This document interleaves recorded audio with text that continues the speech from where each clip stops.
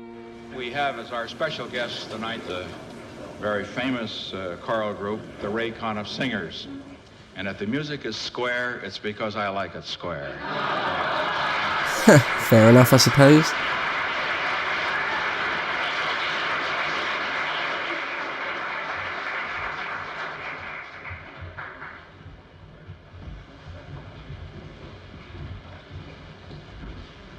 President Nixon, stop bombing human beings, animals, and vegetation. Oh, what? You go to church on Sundays and pray to Jesus Christ. If Jesus Christ were here tonight, you would not dare drop another bomb. Oh, shit. Bless the Barrigans and bless Daniel Ellsberg. Oh, wow. God, talk about awkward.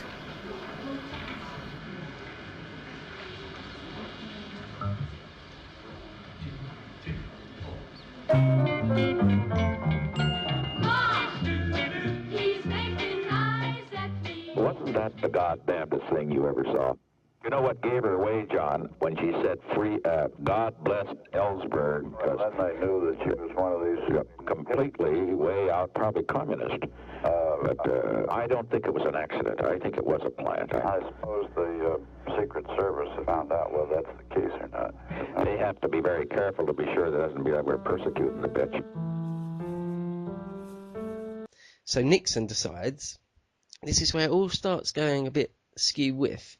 Nixon decides he's just going to set up his own people to do that sort of thing. He's just going to set up his own, whatever you want to call it, Plumbers. to hunt down, investigate, bug, unnerve anyone that he wants. People like Ellsberg, this Daniel Ellsberg, and anyone like it, and to set examples. So wow, so what, he creates like some sort of unofficial group of men that are loyal to him personally, who can go and act. I don't know if you could call it secret police. It's not quite that. Well, I'll describe what it is, but yeah, it's a weird, completely unconstitutional thing.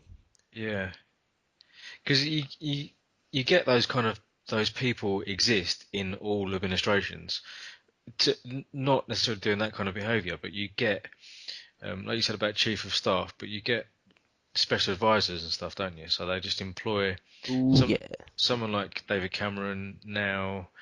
Any politician who reaches that level of power will just employ people to be, whether it's communications person to deal with press or strategy and policy advisors and stuff.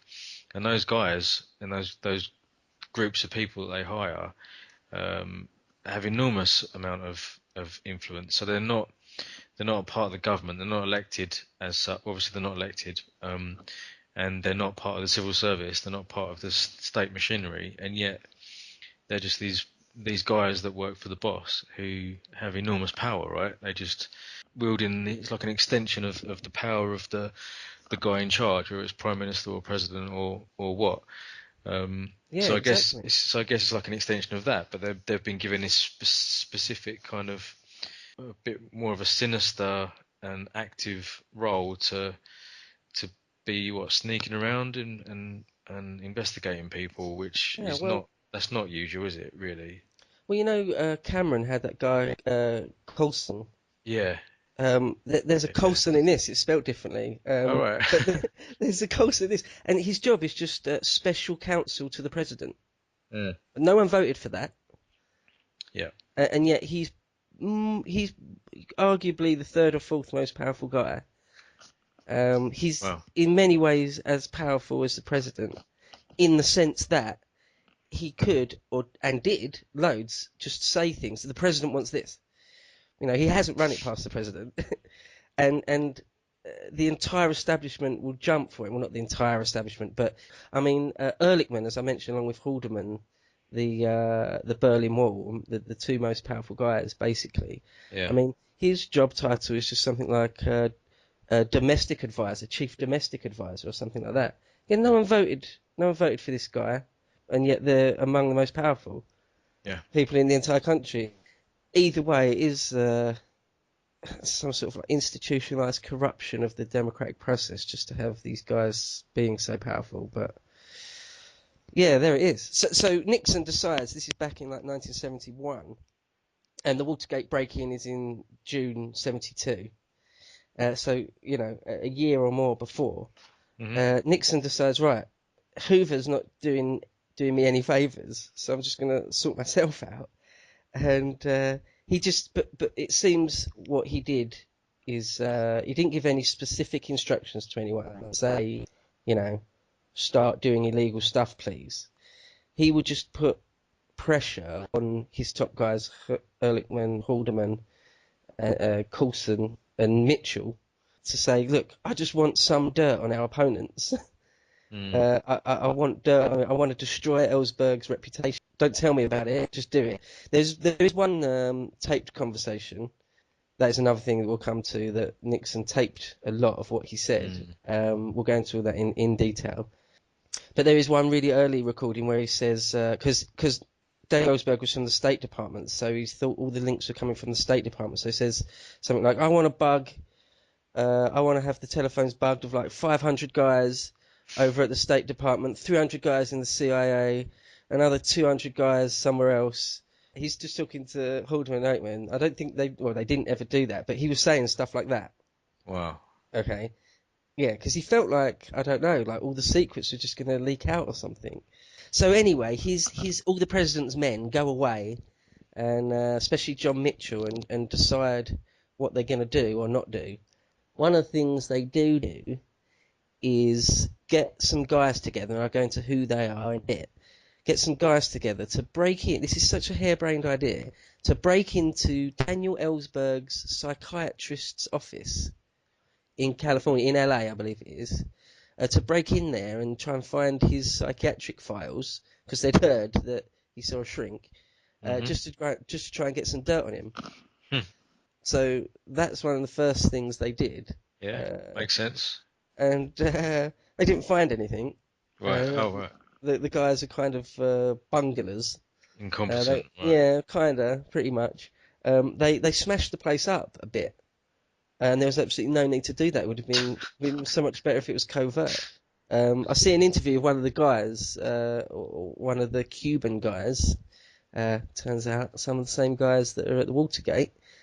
A year or more later, he said, well, we just smashed it up a bit, just to prove we were there, to show we were doing our job. So, show who? What the fuck are you talking about? No, that's the opposite of what you're supposed to be doing, wasn't it? But, oh, man. So anyway, so the White House have got some guys that are out there doing their sort of kind of petty bidding. So yeah, so that's what happens. But none of this is linked to, well, they don't get caught doing that or anything. All this will come out in the years to follow, exactly what happened with this Ellsberg break-in. Okay, so that's another thing. Next thing, I mentioned that Ellsberg at the Brookings Institute had more secret documents, and the Nixon and the administration didn't know exactly what he did have or didn't have there. So Nixon apparently says to his guy Coulson, I've heard Coulson described as Nixon's dark side. Is one of those guys that would sort of feed off Nixon's sort of cynicism and pander to it. And anyway, we'll get more into that perhaps a bit later. He says to Coulson, Nixon says to Coulson, get me what's in the Brookings Institute. Just get me what's there. I don't care how you do it. This isn't recorded. This is all a bit hearsay. Exactly what Nixon did, I didn't say about that. So Ehrlichman and Coulson, somehow between them, cook up this idea they'll start a fire in the Brookings Institute, which is a big, plush, really expensive, ornate marble building in Washington, D.C. They'll start a fire in there, firebomb it, basically, and just as a distraction while they go in and, quote, lift the papers they need. Well, now this never happened. Start a fire. That's crazy. I know, and these guys are, like, Ehrlichman's a lawyer. Like the third most important guy in the country, talking about this shit. It's crazy. It's absolutely crazy. A bunch of criminals in the White House. It's as simple as that. And it gets crazier. They never actually firebombed the Brookings Institute. But they cased it out. They got a guy to sort of surreptitiously go in there and check it out, see where the security guards stood and that sort of stuff. seriously thinking about it. But the reason they didn't do it is because this guy, and another John Dean, comes into the story at this point. John Dean is very, very important to the story. One of the most important guys next to Richard Nixon. What it is, when you're a president, you've got the office of the counsel, counsel to the president, and what that basically is a lawyer. The office of president has got his own lawyer, right. And that's the counsel to the president. Now, John Dean, and this guy John Dean is quite young, relatively young to be in such a senior job, and he's really bright. He's sort of, he's quite what's the word? Privileged. He's like John Dean the Third.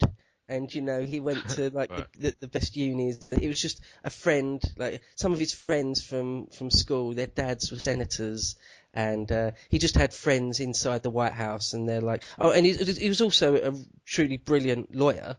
But he just had friends in the White House, and they're like, "Hey, do you want to come and work in the council for the president?" Sure. So that's how he got in there. And being young, I guess he was. He was a bit of a sycophant, really, just do as he was told, quite hard. But he also seemed to be a lot more law-abiding than nearly everyone else around him, because he hears of like the Brookings Institute firebombing idea, and he comes to hear of it, and he goes into Ehrlichman, who's his boss. It's nearly everyone's boss apart from Haldeman. And says, I've just heard this crazy, ridiculous idea of firebombing the Brookings Institute. And Eichmann just says, oh yeah, we probably won't do it. Which is a crazy thing to say, but whatever happened, it never transpired. Jumping a bit further ahead in the story, the guys that got arrested at the Watergate office buildings for this break-in, they're like 4 Cubans, and the 5th guy was identified as a guy called James McCord. I told you there'd be loads of different people, so many. Yeah. James McCord is also the head of Nixon's security for his re-election campaign. Right. Now, that's quite a senior thing. Just a quick word about a re-election campaign. If you're a president, sitting president, and you want to be president again, you get re-elected, and you have a campaign. And that's a mass thing. That's like the most powerful man in the world trying to make sure he remains the most powerful man in the world for another 4 years. That's really important, like super politically sensitive. And, a president will put as much work into that as foreign policy, Sure. So it's an important thing. So Nixon had put John Mitchell, the sort of jowly, pipe-smoking older fellow, taken him from being Attorney General to just the head of his campaign for re-election. And the guy directly under him was a guy called Jeb Magruder. He becomes important as well. Oh, yeah. Have you heard that name? Yeah, the name sounds very familiar, yeah. Yeah, he becomes important. So you've got Mitchell, who's Nixon's oldest friend, one of his oldest friends, and Jeb Magruder running the election to re-elect Nixon. Now, this John Dean, who's a little bit more law-abiding than all the others, one day goes into John Mitchell's office, and there's a guy there. It looks kind of funny. He's got like a bald head and a big sort of General Melchett moustache, talking about some crazy ideas. This guy, by the way, is Gordon Liddy. And Gordon Liddy got a kind of a weird guy. He used to be in the FBI, and he was also a lawyer himself. Everyone here is a lawyer, and they got him on board as a lawyer for the re-election campaign. So he's like working under Mitchell, and he was in charge of something like they called it like intelligence gathering or something like that for the re-election campaign. But yeah, he's like a dodgy guy. Like he thought he was some sort of spy. He thought he was like this sort of espionage dude who would go out and do hits if you wanted him to. Like at one point, Jeb Magruder says, as an aside, as a joke, "Oh, wouldn't it be good if we could just kill this journalist?" And Liddy just walks out like he's going to go and do it. He's walking down the corridor. He's like, and someone stops him and he says, "He sounds like when black comedians do an American white man voice. Oh, RG, sure, mister. That kind of voice. That's what he sounds like. I am to kill Jack Anderson. I am on my way to kill Jack Anderson." This journalist who was not sympathetic to Nixon. I said, "I am to kill Jack Anderson. I am on my way to kill Jack Anderson." And they're like, no, come back. we weren't serious about that. What the hell? So anyway, John Dean walks in It's one like day. Henry II. Uh, will no one rid me of this priest? Or Yeah, he would have it's gone down. crazy. And apparently he walked back in that instance. He walked back in and said to Jed McGrew, "Don't ever tell me to, even as a joke, to do a hit, because I'll do it." But he's Oh my also God. like a lawyer and an ex-FBI guy, and apparently an ultra conservative zealot, like ultra Republican. The Democrats are just the enemy, that sort of guy. It's really you get people like this that are I don't know. It was obviously intelligent in many ways and educated in many ways, and yet seemingly insane. Yeah, You know, yeah, I guess that's Gordon there's a Liddy. lot of people. Okay, right. Yeah, I mean that's totally him. He's like he could be very he can be very articulate, but also pretty mad. Yeah, it's just crazy. I suppose it's the rationales that you string out to yourself to make you end up in some weird places, I Yeah, guess. yeah. But yeah, he was one of those guys that was just a true believer. I think Nixon described him as. Right. He's just ultra conservative. Whatever Republicans want or need, he's there to do. Wow. So anyway, John Dean, the counsel to the president, walks into John Mitchell's office one day, and Liddy's in there. And Liddy is talking about all sorts of crazy shit. He's talking about getting like a fake boat down on the Potomac where they'll get a load of prostitutes and lure in sort of middle to senior level Democrat people and film them through sort of one-way glass and get them to tell the prostitutes things, the secrets and stuff like Oh. crazy things like that, and talking about kidnapping the right one or two people, taking them south of the Mexican border, and disposing of them. Wow. Just crazy ideas like that. So John Dean's listening to this stuff, and he says, "Wait a minute, we're in the office of the Attorney General of the United States, at the Justice Department, the Temple of Law and Order." The inner sanctum at the Temple of the Order, and you're talking about what? You're talking about some crazy stuff. And apparently Liddy was just annoyed that he'd interrupted him. Said something like, I assure you they're the finest girls in Baltimore, or something like that. Like just not understanding at all. But Mitchell himself apparently just puffed on his pipe and after thinking about it for a moment was like, that's not quite what we had in mind. Maybe you could tone it down a bit. Yeah, and so they leave it like that. Wow. So Gordon Liddy goes away. Gordon Liddy, by the way, went on to, after all this is over, way after all this is over, many, many, many years, he went on to have a radio. He's still alive, actually. He's very old now, but I think he's still alive. He went on to be on radio, have his own sort of radio thing. Even though, I mean, I've heard Christopher Hitchens describe him as the type of guy that if it was a Nazi regime, he'd be the one there executing people personally in the street, So the one side is like can be a conservative radio personality talking about the crazy times he broke into psychiatrist's office and things like that. And on the other hand, you could argue he's pretty much insane, and it's sort of a lot of everything that happens is his fault in a way. Really? Because right. they leave him with, look, we don't want you firebombing the Brookings Institute or getting loads of prostitutes together or anything like that, but we still need some sort of, there was pressure coming down. Get some dirt, basically. We need that's what they some want. dirt. Just speak to people or like. So there's pressure coming down from Nixon and Haldeman. There's basically, if Nixon, Haldeman and Ehrlichman are asking for something, you got to get it done, and Nixon just wanted dirt on his opponents. His main opponents in the Democratic Party, a guy called Larry O'Brien, the head of that party, McGovern and Muskie, two names you might have heard of. They were like McGovern. He actually did run against him in '72, and they just wanted anything they could to try and So they go away, and Liddy puts together a load of ideas for what they could do. That's a bit more lower key. And this is where it starts to get a little bit murky of exactly who okayed what, because we're running up to the actual Watergate break-in now, which obviously the guys get caught. including this McCall, who was directly linked to the president's re-election campaign. So exactly who ordered who to do this break-in ends up being like really important. So, and we'll get into that a little bit later. But Gordon Liddy, comes up with a few ideas to break in, and eventually Jeb Magruder, the guy directly under John Mitchell, gives him the okay to start bugging the DNC, the Democratic National Committee, in the Watergate building. Right. Now, so go on, yeah. So say that again. So it's actually Magruder. Yeah. Is in the Attorney General's team. The ex-Attorney General, yeah, bloody hell, it's complicated. So basically, it's the election, the creep they called it, the campaign to re-elect the president.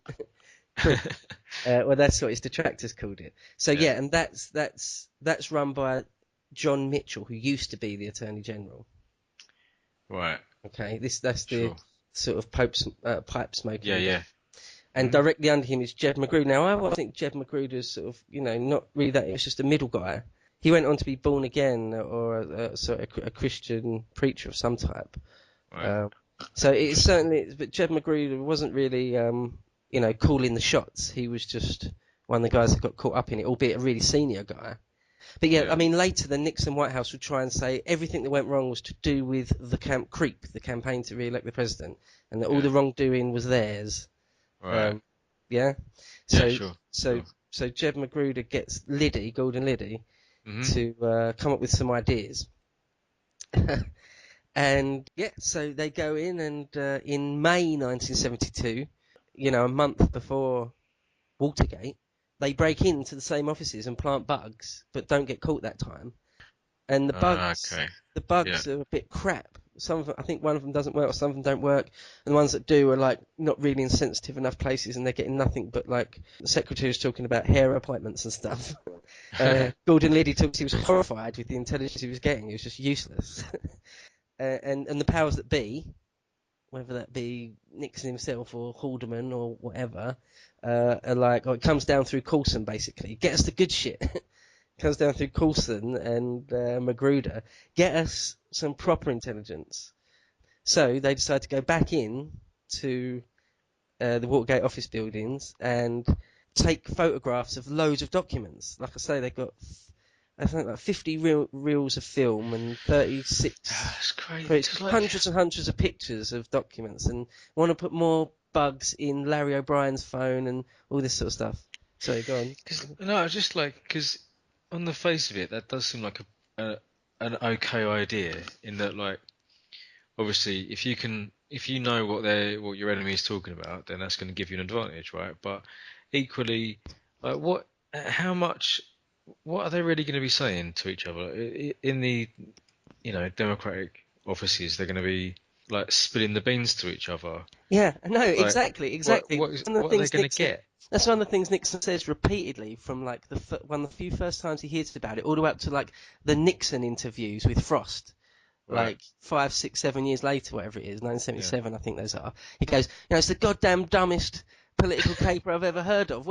Anyone knows that you set one foot inside, the Democratic National Committee, and you realise you're not going to get anything sensitive there. It's the dumbest thing ever. That's why I'm convinced, and I think everyone really, all historians, even Nixon's worst detractors, know that he never ordered that. It's probably almost definite that Nixon never said to anyone, break in there and try and bug Larry O'Brien's phone in the Democratic, in the DNC. But there you go. It went down, and and in the end, someone okayed Gordon Liddy to do it. So there you go. They broke in a second time and that's when they got caught. Now the FBI, this is where it starts getting into, because that's one thing, isn't it? Doing that crime, whether you ordered it or not, that's one thing. Okay, that's one misdemeanor or one transgression of the law. A completely different one is trying to cover it up. Yeah. And that's where the Nixon story, the Watergate story, really just takes off, because it's so much more than just a break-in. Like I say, it gets involved with the CIA, the FBI, the whole, like, it goes to the heart of the presidency, and even, the Supreme Court get involved, and there's endless hearings, and like you have to discuss what the nature of executive privilege is, and well, it just goes on and on. Wow. So these guys get caught, and one of them's James McCall, who's directly linked to the election, the committee to re-elect the president. So the cops catch these guys. The FBI get involved almost straight away. So was Liddy one of them? One of the five? No. So Right. the two guys that were the two sort of slightly more senior guys that are running it is Gordon Liddy and Howard Hunt. You may have heard of Howard Hunt. He's another sort of ex-CIA guy. Right. We'll get into Hunt a bit later because he's an interesting character. But within about a day, the FBI have got obviously the five guys, the four Cubans and James McCall, and they find out that Howard Hunt and Gordon Liddy were sort of their controllers. Right. Because this is how dumb now. This is how incompetent these bugs are. On them, one of them had a check made out by Howard Hunt for like $6.36 or something to pay like a really small outstanding bill at his country club. It's ridiculous. Like this most politically sensitive break-in, and Brilliant. yeah, Hunt had just given it to him to mail, and he just hadn't yet. It was just in his pocket. It's pathetic. And one of them also had just an address book on them with all their contacts in it. Oh my God. And one of the contacts, it just said HH, and then which was Howard Hunt. They deduced that relatively quickly, and WH and a number. Turned out WH is White House. It was just Howard Hunt's White House number. Howard Hunt worked for the White House. Howard Hunt is working for the White House? Jesus Christ. This is goddamn Disneyland. We worked under Liddy. So, really quickly, the FBI just realised that this goes straight to the White House. They don't know, they've got no inclination yet that it goes really high up. Yeah, there's some... All they're aware of. I mean, the FBI just run Howard Hunt through their records, and they're like, oh, he's an ex-CIA guy who also, incidentally, publishes, writes crappy spy fiction, or crappy detective fiction. Like, he'd written about 30 or 40 novels, and been a CIA guy. He was involved in the Bay of Pigs. A proper CIA guy. But that was he wasn't involved in that anymore. But then another wonderful, successful operation. Yeah. well, it gets into exactly how far he was involved in the CIA or not at this stage. But he certainly wasn't like an active officer in it. Right. But now he was just working for the White House, doing nefarious things. And he'd been okay, but I mean, he's officially working for the White House. He'd been cleared by them and everything. So yeah, one of the Watergate burglars has got this address book with his number in it, and the FBI find out, the same day or the next day, find out who he is. So they've almost immediately realised that there's some sort of connection. It's possible they were looking for evidence of an illegal Howard Hughes donation to the Democrats. The Democrats could make an issue of your Hughes money. It's a contribution, a legal contribution. See, it's just not clear the burglars even knew what they were looking for. They were headed for McGovern's office later that same night. Jesus Christ, did Mitchell know about this?